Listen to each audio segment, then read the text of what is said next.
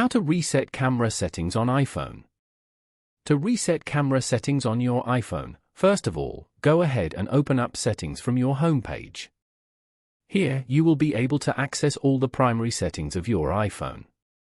Then, scroll down and find the General option from here. Once you find it, tap on it. Now, scroll down to the Transfer or Reset iPhone option.